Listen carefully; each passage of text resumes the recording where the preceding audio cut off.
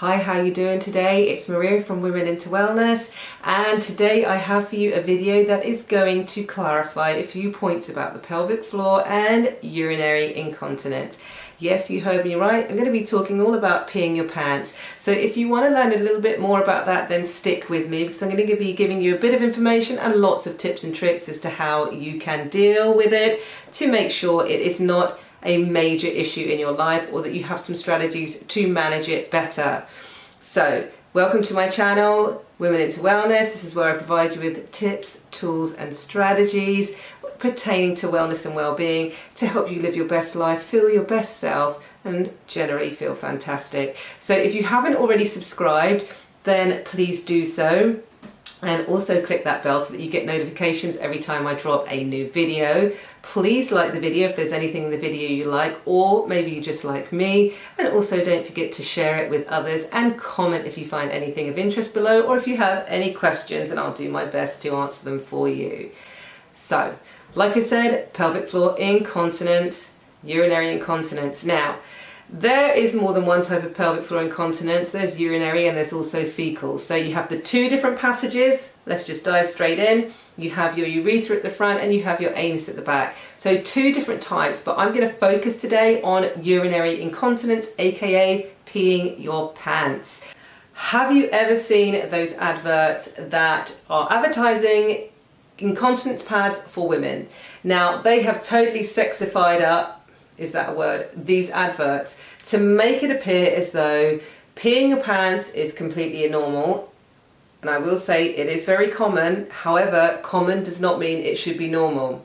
They also make you feel like you have incontinence, it's just a part of life, it's part of being a woman, get on with it, wear the pad, feel great, the pads are awesome and they are discreet, which yes they are, and there is a place for these pads. These pads need to be used. You know, they have a purpose, they have a function, and they are wonderful for that. However, what they are not is your answer towards lifelong incontinence. There are solutions out there, there are ways out there that you can start to manage. First and foremost, learn about urinary incontinence, understand why you're experiencing it. It can be hormones, so different stages of your life. There's the post and perimenopausal aspect. It can be due to having a heavier body weight in at any one time in your life, carrying the weight of a growing uterus and baby and all that amniotic fluid, the expansion of birth. You know, if you've ever had any issues with pelvic organ prolapse or certain pelvic operations, they can also feed into this. Or in fact, if you have had any surgery through your core that cuts through the barrel of the core, that is such as C-section, this can affect your pelvic floor even if your baby wasn't delivered vaginally. So you can still experience it if you've never been pregnant, if you have never had a baby, and that is what is important. Is it affects women the more so as we age because of the drop-off in certain hormones during perimenopause and menopause. We all need to be aware of it. We all need to know and feel empowered by the fact that there are other solutions. There are other things we can do. Now, the first and foremost thing, what I would suggest is if you are experiencing urinary incontinence, is to go to your medical practitioner first and foremost. Go and talk to them about it. If you feel like it is a huge issue for you and they are not automatically referring you onto some sort of scheme or giving you some sort of plan of action, then request to be referred to a women's health physiotherapist. And this is somebody who can give you that proper in-depth look at what is actually going on with your pelvic floor and can check for you and prescribe for you exercises that you could be doing. And you, in countries like the UK, this is something you can request through your GP and through the NHS, and it may be different depending on where it is that you reside. However, it can often be the case that if you have the resources and the money to do so, you can go and pay and do this as a private consultation. So that's called a women's health physiotherapist. If you want a proper check, go and get it checked out, because it's so important. Pelvic floor health is fundamental when you think of all of that weight it's dealing with, the function that it provides, the pressure that it has to deal with by carrying in all of your and holding all of your internal organs and dealing with the pressures of life like walking, running, lifting, coughing, sneezing, everything. It's so important. It requires time, it requires respect, and it requires action to be taken. And if you don't want to be wearing incontinent pads for the rest of your life, and if you want to protect yourself against and potentially preventing yourself from ever experiencing urinary incontinence, you need to check it out. So let me just quickly talk a little bit about what the pelvic floor is. Now, it's a group of muscles that sit right within your pelvic bowl, so your whole pelvic girdle there. So they provide a supporting sling, if you like, that is flexible underneath all of your internal organs, and this includes your reproductive organs, your digestive organs, so that organs such as your intestine, and then also the exit for that excrement or that waste product. So you have your passages out of the body, and you also have the sphincters out of the body, holes for want of a better word, okay? So these holes, they perforate or they come through the pelvic floor, and therefore you have the sphincter, so it's a ring of muscle, if you like, that contracts or expands, that allows the passage out through the body. And you have, for females, 3 of these. We have the anus at the back, we have the vagina in the middle, and then we have the urethra at the front, which is where your urine and your wee come out. Now, with the pelvic floor, it being a group of muscles, it needs to have balance. And this means that it needs to be able to lengthen, stretch and relax. And it also needs to be able to shorten, tighten and contract, okay, and engage. Now, with pelvic floor incontinence, you usually have an issue in that either your muscles are overactive and they are too tight, or they are underactive and they are too loose. And the difference between these is basically in the tone or the tensile ability of the muscles, but it results in symptoms that can look very similar. So you may not know which one you have, but basically the way that you would manage these, or the way that you would try and rehabilitate or work through these issues, can be done in similar ways, because, like I said, they need to be able to have strength and they need to be able to relax. So with any other muscle group in the body, we're looking for that opposing balance. What do? We train people with strength exercises so that they maybe lift weights so that they get a stronger muscle. But then we also say, if we're training them correctly, that they need to be able to stretch those muscles and keep them supple. So we also give them stretches to do so that they have flexibility and so that the muscles and the fascia can lengthen. It's the same with the pelvic floor. So what you need to make sure, if you have any issues and you're experiencing urinary incontinence, is that you are managing the ability of those muscles to be able to do both the relaxation and the contraction by having strengthening exercises and also stretches that integrate through that pelvic floor. Now, quick word, I haven't mentioned it yet and you're probably wondering why not. Kegels, whatever they are called, no matter what country you're in, Kegels are an isolated pelvic floor movement. This is really important, isolated pelvic floor movements, just like when we do exercise, for example, for the arms and we want to train our bicep. We do, for example, a bicep curl.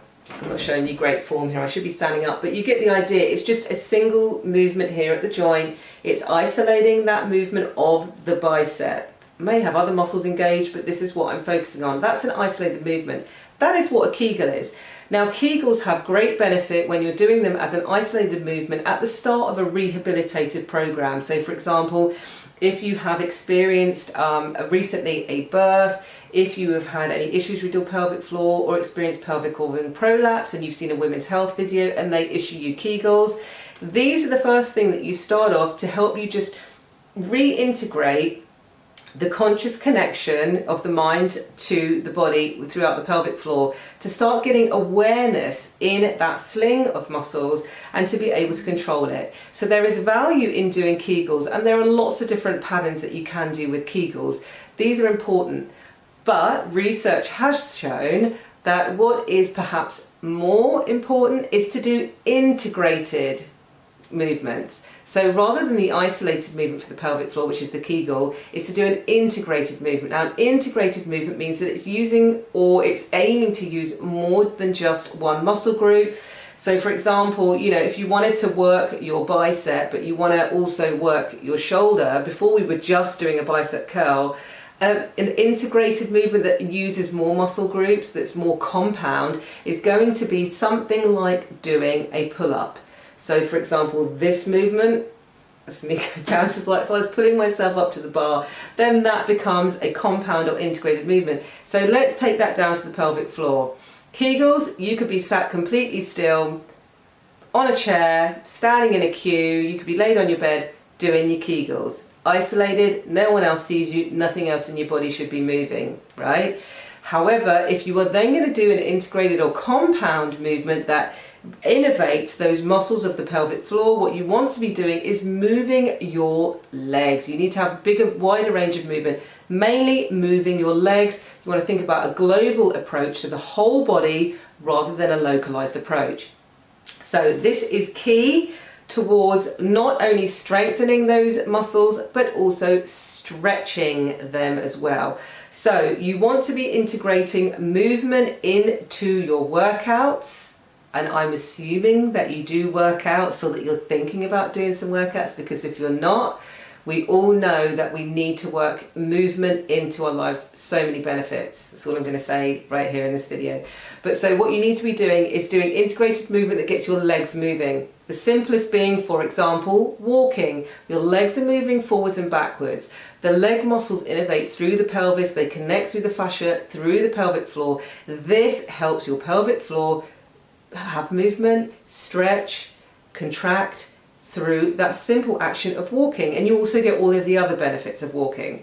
Now, another one is moving the legs into abduction. Abduction means, let's try it this way. So if this is my pelvis here and I've got my two legs.